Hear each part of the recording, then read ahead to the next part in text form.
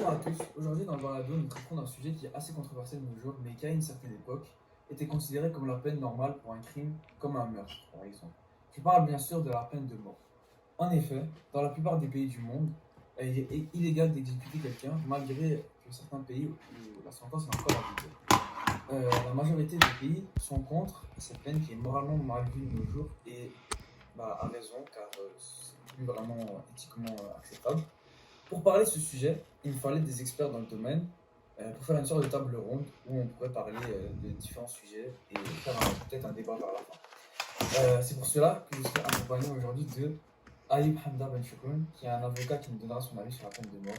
Aussi, je serai accompagné de Giorgio Malouk, un professeur de littérature qui a lu beaucoup de livres sur la peine de mort, comme Le dernier jour d'un condamné de Victor Hugo, dont nous allons parler aujourd'hui en détail. Et pour finir, nous serons accompagnés d'Alexandre Desruisseaux, qui est un criminologue avec plus de 20 ans de carrière, et qui lui aussi va donner son avis sur cette sentence. Maintenant, parlons un peu du livre écrit par Victor Hugo. Le dernier jour d'un condamné à mort. J'ai pu lire le livre et j'en ai beaucoup appris sur la peine de mort, surtout sur l'état psychologique que peut traverser un condamné. En effet, dans ce moment, on a pu voir que tout au long de l'histoire, le personnage principal était inquiet, angoissé et même paranoïaque de temps à autre par rapport à ses sentences. Et je peux le comprendre parce que la pensée de se dire que on sait quand précisément est-ce qu'on va mourir, à quelle heure, ça peut être assez troublante. Et c'est vrai que j'aimerais pas être à sa place comme n'importe qui dans le monde. Par contre, un passage qui m'a beaucoup marqué, parce que j'ai trouvé assez intéressant et j'y ai beaucoup réfléchi après avoir lu le livre, c'est celui-ci. Je cite Les hommes sont tous condamnés à mort avec des sursis indéfinis. Ce passage du livre est très fort, je le trouve très fort personnellement comme message, car l'auteur ne fait que dire une vérité, mais je trouve qu'elle est assez dure à accepter pour la plupart des gens, car la mort c'est un sujet sensible qu'on ne veut pas forcément tout le temps accepter, et même si elle va arriver à tout le monde. Et je pense que ce passage il reflète bien l'état du personnage à ce moment-là, parce que à ce moment-là de l'histoire, le personnage principal était assez angoissé par cette peine de mort et il essayait de se réconforter d'une manière ou d'une autre. Et c'est vrai que se dire que dans tous les cas, tout le monde va mourir un jour, ça peut un peu nous consoler d'une manière, même si on va peut-être mourir avant les autres. Maintenant, je vais laisser les invités parler et donner leur avis sur les livres et aussi donner un passage qu'eux aussi ils ont trouvé marquant. C'est à ton tour, Ayoub. Bonjour, je suis Ayoub Hamda Ben Choukoun et je suis l'avocat. J'ai toujours été quelqu'un qui parle beaucoup dans la vie et je déteste les injustices depuis tout petit. J'ai réalisé que c'était fait pour moi, donc j'ai décidé de mener de longues études pour finir avocat et je ne regrette pas. Je suis l'avocat, je suis celui qui défend du mieux que je peux le condamner à mort, mais le système judiciaire est biaisé et je suis impuissant face à la situation. Un fait marquant du roman, c'est l'injustice du système judiciaire. Le roman met en lumière l'injustice du système judiciaire de l'époque, l'incapacité du système à reconnaître la complexité des circonstances atténuantes et à considérer la réhabilitation plutôt que la punition et une critique puissante de la justice de l'époque. Une citation qui nous prouve que dans le roman, l'auteur est contre la peine de mort. Je cite: La peine de mort est évidemment une absurdité et une injustice. La peine de mort est une leçon pour les hommes, mais elle n'est pas une solution. Elle ne tue pas les crimes, elle tue l'homme qui l'a commis et qui souvent, hélas, est bien moins coupable que la société qui le juge. Dans ce passage, on peut remarquer que l'auteur est complètement contre la peine de mort. Maintenant, je vais parler de l'état psychologique du personnage principal tout au long de son parcours de la peine de mort. Le condamné passe par diverses phases émotionnelles, allant de la colère et du désespoir à l'espoir fragile et à la résilience. Il exprime une profonde terreur à l'idée de sa propre exécution imminente et il est hanté par des pensées obsessionnelles de sa propre mort. Il se questionne sur la justice de la société, la moralité de la peine de mort et la nature de l'humanité. Son état psychologique est marqué par l'angoisse, la frustration et la révolte contre un système qu'il considère comme inhumain et injuste. Ses pensées sont souvent chaotiques, reflétant l'agitation mentale intense à laquelle il est soumis. C'est un portrait poignant de l'impact de la condamnation à mort sur l'esprit humain, soulignant la cruauté psychologique de cette peine. Je vais laisser la parole à l'expert Giorgio Malouk. Alors bonjour, mon nom c'est Giorgio Malouk, j'ai 43 ans et je suis un professeur de littérature à l'université de McGill. et j'enseigne depuis 2 décennies à l'université.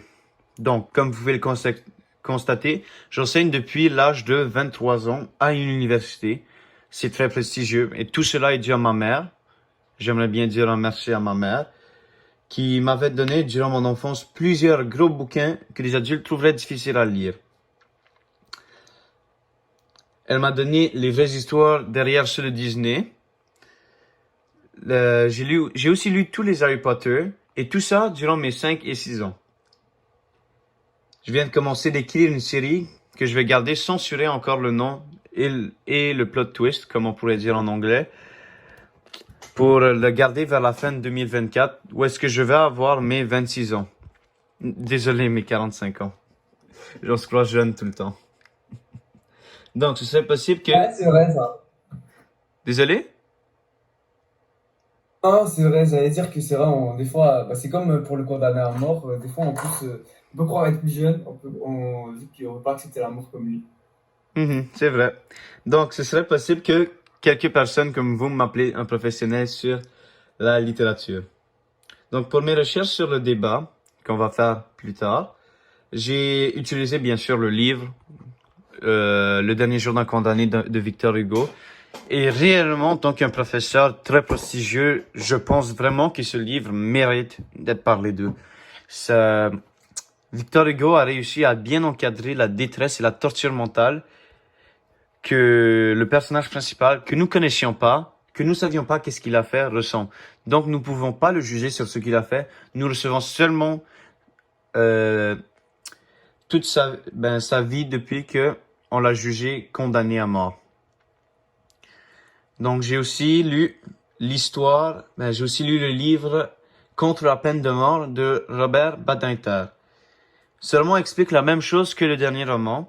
Ça explique la détresse et la torture mentale que le personnage principal recevait vers la fin de sa vie, vers les 6 dernières semaines de sa vie. Mais par contre, l'histoire était différente. Nous avions une différente manière de la porter, mais à la fin, c'était la même chose. Nous recevions une personne qui était en détresse pendant la plupart du temps et qui attendait que sa mort en tristesse. J'ai aussi utilisé le balado de Joe Rogan et de Nick Harris, un très bon balado. Nick Harris, lui, était un ex-prisonnier. Cet ex-prisonnier-là était condamné pour la peine de mort aux États-Unis, mais heureusement pour lui, il s'est enfui. Mais vous savez, si il ne serait pas enfui, il serait mort. Et en plus de cela, il était faussement accusé. Il y avait eu des erreurs durant le trial et il allait mourir. Donc c'est pour ça que je pense que la peine de mort pourrait être très mauvaise, des fois très bonne, ça dépend bien sûr de chaque personne. Puis c'est environ tout, je vais laisser la parole pour Alex.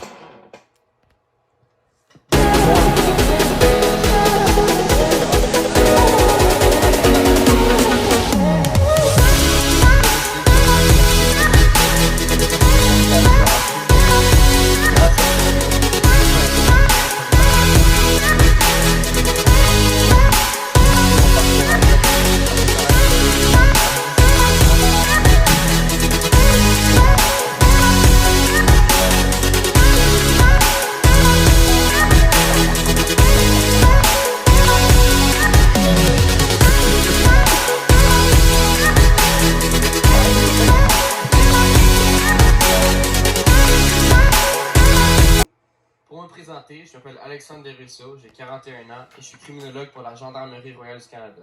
J'ai complété mes études de premier cycle dans une université prestigieuse avec une spécialisation en criminologie.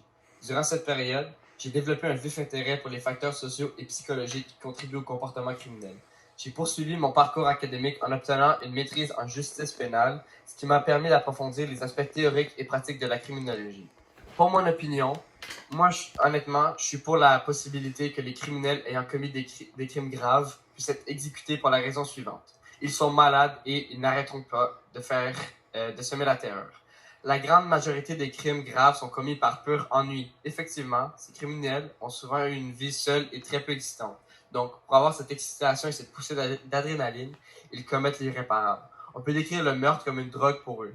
Après la première victime, le meurtrier aura une sensation qui ne dure que quelques heures. Ils feront tout pour revivre ces sensations et en plus grande quantité. C'est pour cela que souvent, la fréquence des meurtres augmente et la quantité de victimes aussi, jusqu'à ce qu'ils soient arrêtés. D'ailleurs, une citation du personnage principal qui démontre vraiment comment ils pensent qu'après avoir fait ce qu'ils ont fait, les gens auront de la pitié et de la grâce envers eux. La citation est la suivante. Elle est par pitié, 1 minute pour attendre ma grâce. Cette citation fut dite par le personnage principal vers la fin du livre, juste avant son exécution. Une autre citation qui m'a vraiment touché, puisqu'elle nous montre à quel point les meurtriers sont malades mentaux et ils pensent que le monde aura de la sympathie envers eux. La citation est la suivante. Je lui ai demandé ma grâce en joignant les 2 mains et en me traînant sur les 2 genoux. Il m'a répondu en souriant fatalement, si c'est là tout ce que j'avais à lui dire. Durant son exécution, le personnage ne démontre aucun regret envers le crime qu'il a commis et il ne montre aucun signe d'humanité. Donc voici mon opinion. Je donne maintenant la parole à Sid. Ok, maintenant que vous avez pu entendre l'opinion d'à peu près tout le monde et leur histoire, vous avez pu comprendre c'est qui et pourquoi ils sont bien placés pour faire ce podcast. Maintenant, on va passer à un débat. Donc, je voulais savoir qui voulait commencer pour donner son avis. Moi, je voudrais bien commencer à donner quelques arguments pour prouver qu'on devrait être contre la peine de mort. Pour commencer, je suis contre la peine de mort car tuer quelqu'un n'est jamais la solution. On ne règle pas le problème en commettant un meurtre en retour. C'est pas parce qu'on est la justice que ça excuse notre acte, parce qu'au final, on se retrouve à faire la même chose que ce que le meurtrier est condamné. Ok, je comprends ton avis, mais j'aimerais aussi entendre l'avis de Giorgio. Alors, moi aussi, j'irais dire que je suis contre la peine de mort.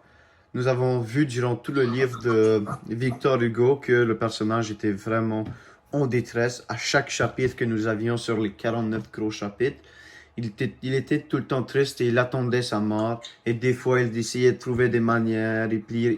Il suppliait Dieu de le délivrer. Donc, on peut voir qu'il était vraiment torturé mentalement. Et ainsi, je pense que on ne devrait pas tuer quelqu'un d'autre avec la peine de mort, car on les donne un moment où est-ce qu'ils vont mourir, et pendant le temps qu'on les dise qu'ils vont mourir, jusqu'au moment où est-ce qu'ils vont mourir, on les laisse pas avoir, comment dire, du fun dans la vie. Ils peuvent pas s'amuser pour une dernière fois. On les emprisonne tout simplement. Et c'est pour ça que je suis complètement contre la peine de mort. On les torture, puis après on les tue. Donc, je suis vraiment contre la peine de mort. Ok, je comprends aussi ton avis. Et aussi, toi, Alex, t'en penses quoi? Moi, je suis pour la peine de mort, puisque je pense que les criminels, ils ont aucun regret. Et que, oui, le personnage principal, il se sentait mal, mais je pense que c'est juste parce qu'il s'est fait prendre. Tabarnak, je vais S'il ne s'était pas fait prendre, je pense qu'il aurait probablement continué à semer la terreur et à faire d'autres victimes.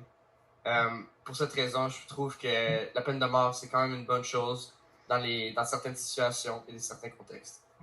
Ouais, mais dans ce cas-là, c'est juste dans ces situations précises. Mais il faut prendre en compte que le système judiciaire n'est vraiment pas parfait. Et la peine de mort est une conséquence qui est irréversible. Donc, si on prend en compte qu'on pourrait faire l'erreur, c'est tromper de criminels, ça pourrait faire en sorte qu'on ait tué la mauvaise personne. Déjà, de un, tuer, c'est pas la solution à faire. Et de deux, on aura tué un innocent. Il faut prendre en compte aussi toutes les conséquences et aussi sur son entourage, ses proches. Parce que l'état psychologique n'est pas juste sur celui condamné, mais sur ses proches aussi. Imaginez ses parents, ses frères et sœurs, ses meilleurs amis. Il faut prendre tout ça en compte dans l'équation. Alors moi aussi, je suis avec Ayoub. Comme on a pu voir dans le livre, le personnage était torturé. Tout ce qu'on peut simplement faire. Le personnage, lui, on l'a vu dans l'histoire qu'il était triste de son crime et qu'il voulait repentir, comme il l'a dit. Alors, je pense que juste simplement les arrêter, comme le système judiciaire du Canada, les donner 25 ans en prison.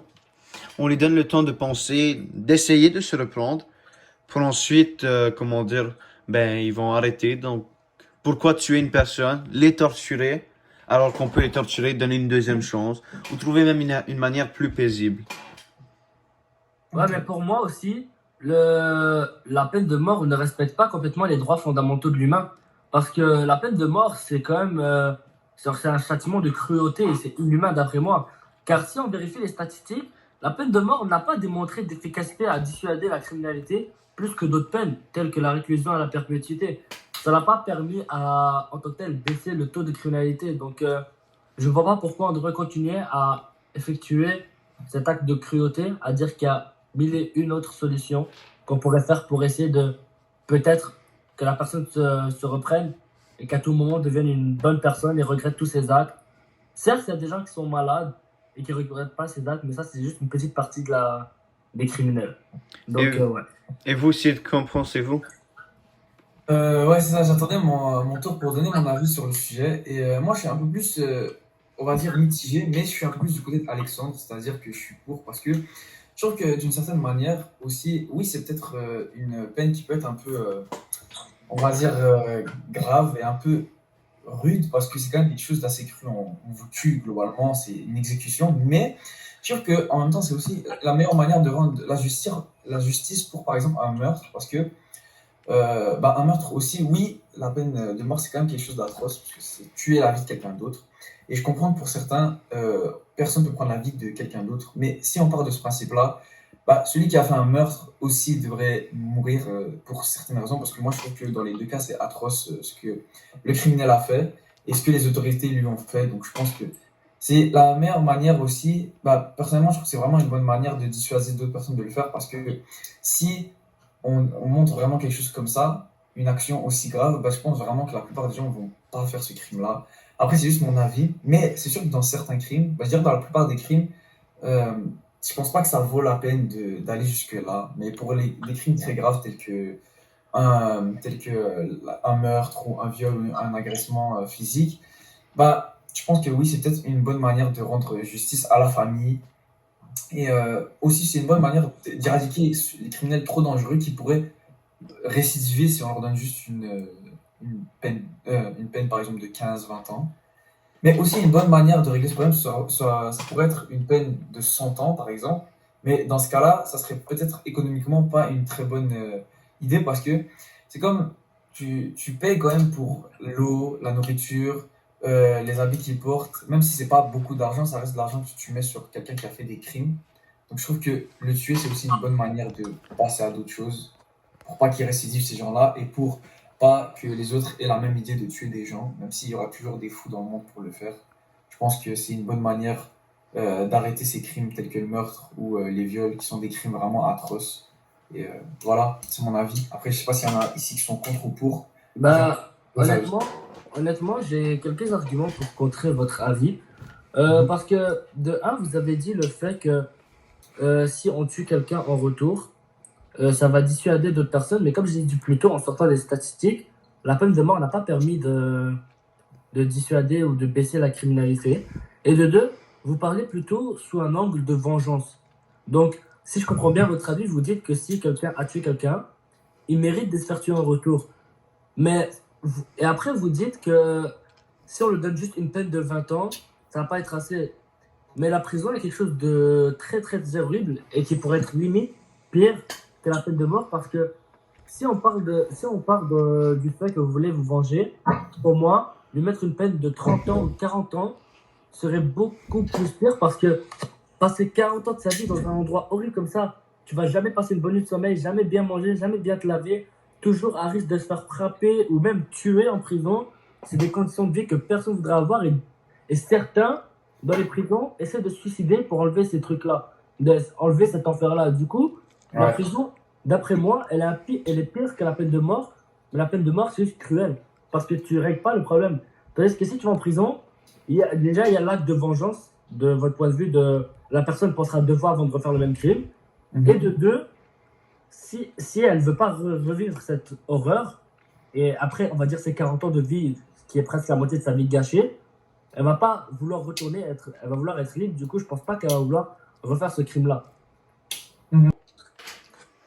Pour revenir sur l'argument que vous avez parlé de que la prison c'est coûteux sur un être qui a fait un meurtre, faut prendre en compte qu'aussi que d'après les recherches que j'ai pu faire et des nombreux cas de peine de mort que j'ai eu dans ma carrière, les processus de peine de mort est très très très coûteux. Le fait comment ça s'appelle, se rendre à faire le processus de peine de mort, c'est très coûteux, limite plus coûteux que d'aménager quelqu'un dans la prison pendant 20 ans, 25 ans. Alors, à ce point-là, autant le mettre en prison, et si on revient sur le fait de vengeance, il va être plus, comment dire, plus sanctionné et ça va être moins coûteux par rapport à la peine de mort. Mhm. Donc, ouais. Ouais, je comprends votre avis. Et puis, je pense que ce que j'ai dit, ça pourrait s'appliquer plus à une époque comme celle du livre. Parce qu'à l'époque du livre, c'était pas trop la même chose, puis ça coûtait probablement moins cher. Mais c'est vrai que de nos jours, j'imagine que ça doit être moins cher d'emménager juste quelqu'un. Mais aussi, si je pouvais dire un point, c'est que oui, vous avez parlé des prisons qui seraient, on va dire, un lieu où ça serait une sorte de torture mentale et torture physique, parce que les autres vous pouvez mourir dans la prison. Donc ça dépend dans quelle prison vous êtes incarcéré. Par exemple, si on parle de prison, en fait, d'après moi, si on devrait enlever la peine de mort, on devrait avoir des prisons qui sont pour les commetteurs de délits mineurs, entre guillemets, et ceux qui font des délits majeurs, eux, seraient dans des prisons un peu plus, entre guillemets, rudes et beaucoup plus voilà, compliquées à vivre, parce que sinon, bah, ça serait pas vraiment juste, je trouve. Et bah, sinon, moi, je dirais que je suis un peu mitigé, parce que c'est vrai que pour certains cas, je suis d'accord, par exemple, pour les meurtres, oui, c'est vrai que personne ne devrait enlever la vie de quelqu'un d'autre, mais si quelqu'un l'a déjà enlevé, voilà, moi je pense que on peut aussi enlever la sienne, mais bon, après chacun son avis là-dessus. Aussi, je trouve que des fois, c'est sûr que c'est vraiment du cas par cas. Par exemple, si, euh, si par exemple on parle vraiment juste en termes de délits, oui, la plupart des délits méritent pas ça, mais comme je vous dis, les prisons de nos jours sont moins rudes à l'époque du livre. Donc si par exemple on avait les prisons de l'époque du livre, de nos jours, je pense que la peine de mort serait même pas si importante que ça, tellement ça serait une torture. Mais avec les prisons de nos jours, les prisons modernes, bah, je pense pas que ça serait autant une torture qu'avant. Et voilà, c'est ce que je pense. Et vous, Giorgio et Alexandre, vous n'avez pas encore vraiment beaucoup parlé, vous en pensez quoi? Ben moi, j'irais à dire que dans le monde qu'on vit en ce moment, on est plutôt sur les téléphones, sur les ordinateurs, comme on est en train de parler sur. On a beaucoup d'électronique qu'on peut se divertir.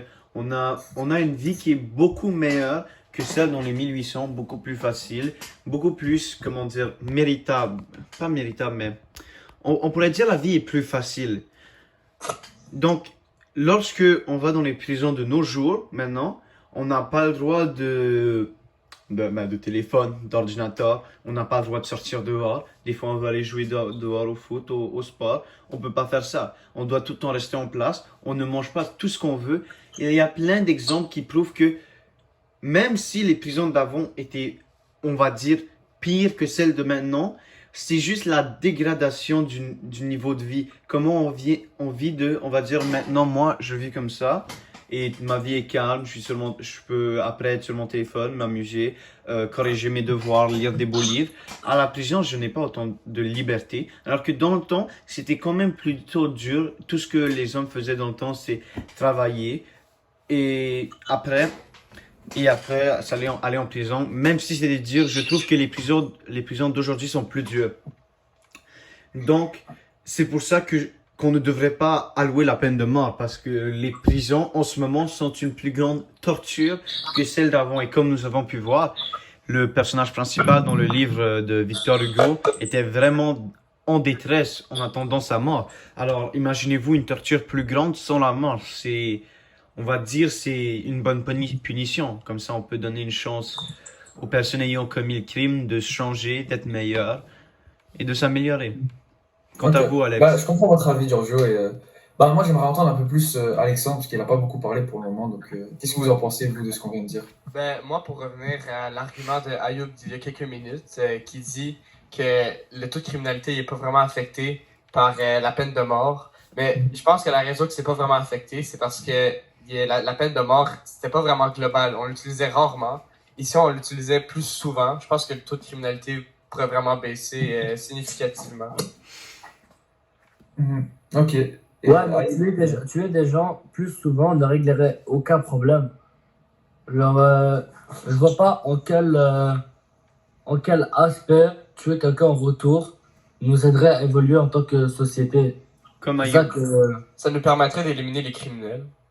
Ça nous Oui. ferait Moi, je évoluer. pense que la menace, genre, ça serait plus une plus grande menace que juste dire aller en prison, parce que aller en prison, ça dépend, voilà, de quelle prison. Par exemple, si tu fais un meurtre dans des pays comme, je sais pas, des pays assez riches, entre guillemets, et que tu vas en prison, bah, c'est pas des prisons comme celles où, je dirais par exemple aux États-Unis, où c'est vraiment des prisons plus rudes.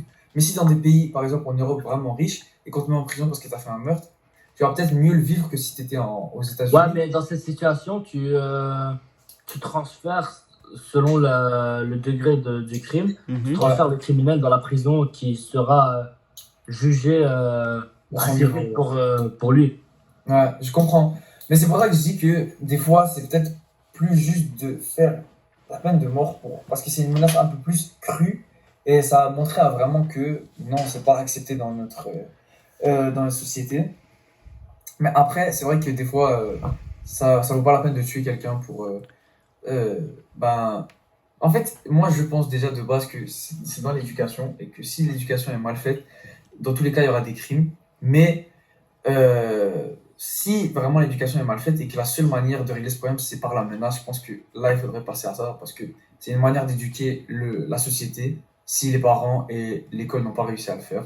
Donc, déjà de base, pourquoi dans les pays en Europe, les prisons sont plus, entre guillemets, aisées que celles aux États-Unis, c'est parce que là-bas, il y a moins de crimes, donc il n'y a pas besoin d'avoir des prisons autant rudes et autant bah, pas très aménagées, pas très bien logées qu'en Europe, c'est parce qu'il y a beaucoup plus de crimes comme des meurtres, des viols, des agressions pardon, qui sont faits aux États-Unis qu'en Europe. Donc c'est de base, c'est par rapport à l'éducation. Et comme je dis, si l'éducation déjà elle est mal faite, on est mal éduqué, c'est sûr qu'il y aura beaucoup de crimes. Et la seule manière de remédier à ça, ça serait de passer par la menace.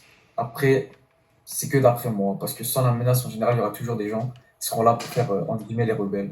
Mais Sid, la Mhm. question qu'on pourrait se poser, c'est qui sommes-nous pour tuer des gens? Oui, c'est sûr. c'est sûr. Nous ne sommes pas des créateurs, nous n'avons pas créé ce monde. Ce monde, on a deux théories, ce monde s'est créé soi-même ou quelqu'un a créé ce monde. Donc, techniquement parlant, la seule personne qui aurait le droit de dire qui vit, qui meurt, c'est le créateur. Pourquoi C'est ce vrai. serait nous qui vivent dans la C'est vrai. création? Ouais, je suis C'est-à-dire d'accord. Mais ça aussi, ça dépend. le Ça- fait ça qu'on a une dé- certaine autorité nous pardonnerait l'acte de tuer quelqu'un en retour, à dire que tout ce qu'on fait, c'est. Genre, si on parle logiquement, on punit quelqu'un d'un meurtre, mais vu que nous, on est l'autorité, on a le droit de faire un meurtre, mais c'est pardonné et genre, on a raison. C'est ça que je comprends pas pourquoi on est censé être pardonné d'un meurtre aussi, parce que ce qu'on fait, c'est un meurtre. Bah, en fait, ma manière, c'est pas de montrer qu'on a fait un meurtre, c'est une manière de faire une menace. Parce que des fois, certains qui vont faire peut-être des sacrifices vont peut-être servir d'exemple aux autres. Et c'est ce que je voulais dire par là, c'est pas de faire un meurtre, c'est juste de. Des fois, quelqu'un pourrait servir plus d'exemple pour les autres, même si ce qu'on lui a fait, c'est peut-être pas la bonne chose, juste pour que les autres personnes ne le refassent pas. Mais après, oui, c'est vrai que dans tous les cas, je trouve qu'un meurtre, qu'il soit volontaire, involontaire, par l'autorité, par la loi, dans tous les cas, c'est quelque chose d'atroce. Mais dans certains cas, je pense que c'est une bonne manière de montrer l'exemple euh, et menacer un peu si la tension entre les gens est trop forte dans certaines régions et que les taux de mortalité est trop haut. Donc, Et, tuer quelqu'un va te permettre de prouver aux gens de ne pas tuer des gens. Et non seulement ce qu'a Youdib, en plus de ça, on rajoute une détresse mentale. Donc, non seulement est-ce qu'on tue pour tuer, la personne qu'on va tuer parce que nous sommes l'autorité, nous sommes ceux qui décident. Donc, même en tuant, on est pardonné. Ce que lui, il a fait qu'on ne pardonne pas. En plus de ça, on ne lui laisse pas la liberté juste avant sa mort. On lui annonce sa mort et on le laisse dans la prison. Donc, c'est pareil. Donc, techniquement, la peine de mort, c'est une prison, mais pire. On t'emprisonne et après on te tue. Donc, c'est comme, ça fait pas de sens. ouais, C'est je vraiment comprends. cruel. Puis moi, si je pourrais dire quelque chose, c'est que moi, je pense que ce débat, il devrait mener à un consensus mutuel entre nous quatre. Et bah, comme j'avais dit au tout début, moi, je suis quand même mitigé sur ce point-là, mais j'étais plus pour. Mais peut-être que vers la fin, comme on est en train d'arriver vers la fin, je pense que je change un peu d'avis. Et je sais pas si bah, vous étiez sur le même avis, mais je commence à peut-être voir les choses d'une manière différente. Et vous, Alex, qu'est-ce que vous en pensez? Ben, moi, je vois des bons arguments de chacun des côtés. Je commence à pencher un peu du côté contre la peine de mort. euh, Parce que je trouve aussi que c'est quand même quelque chose de cruel et que aucun être humain devrait vraiment avoir à vivre quelque chose comme ça. Mhm. Je vous comprends et bah voilà, je pense que pour le débat, on pourrait s'arrêter là parce que je pense que c'était un débat assez intéressant. Bah, en tout cas, moi, je trouve intéressant. J'espère que vous aussi, les invités. Et bah, je pense que pour aujourd'hui, bah, c'était tout pour le balado. Et j'espère que pour les auditeurs, cela vous a plu et que vous pouvez en tirer des conclusions vous aussi. En ce qui me concerne, je comprends mieux l'abolition de la peine de mort et j'ai trouvé que cet épisode était vraiment intéressant. Et espérons vous revoir bientôt sur d'autres balados. Merci aux invités pour votre application dans le débat et merci aux auditeurs. Bonne journée à vous. Bonne journée.